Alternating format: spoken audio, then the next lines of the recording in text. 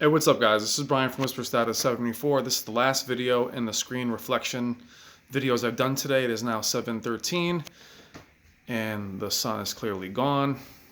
There are no lights in the room. There are the windows that were there previously. And now there are no reflections of any kind. I'm standing directly in front of the display.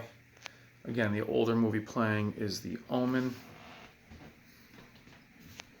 That little bit of ambient light from outside is not showing up on the screen. So what we're talking about here is darkroom performance. When you look at displays that say excellent for darkroom performance, that's what they mean, or primarily in a dark room. Now this is a plasma. For those of you that are just joining the video, this is an S60. This is one of the last plasmas ever made. This is the last generation with the ST60, ZT60, and VT60. Some of the best plasmas ever made, along with Samsung's last plasma model, which was very bright. This one did not have the reflective coating of the higher end models, which is why you see it having such bad reflections in the earlier videos.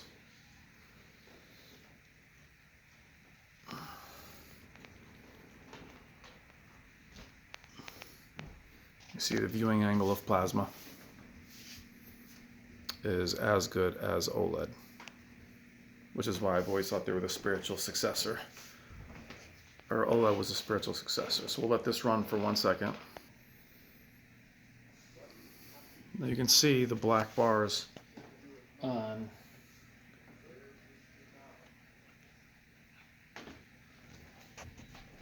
a plasma are perfect.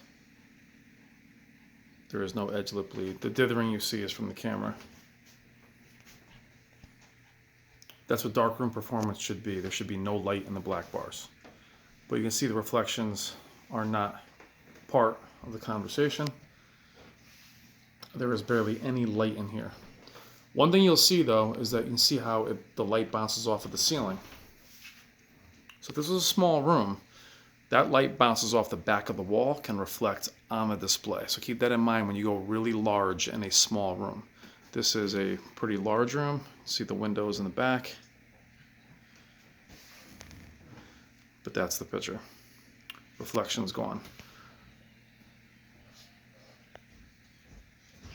But here is the challenge.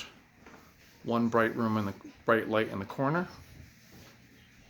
You see here in the back corner. And there's your reflection issue again. Now again, this is an older film. In comparison to something like football we were watching before, we'll see how visible that is for the few seconds. Here's now some football. Plasma still has some of the best picture and color ever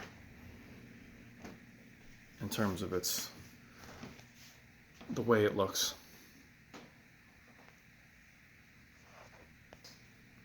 There's zero blooming again, but no reflections. How perfect that image is. 1080p of a 720p image. Again, lights are off. We'll try again with the light on. Bright light back on me. Not noticeable when watching something like football unless you were off angle. And there it is. Again though, viewing angle on plasma, which is why LED was such a step back, especially newer LEDs.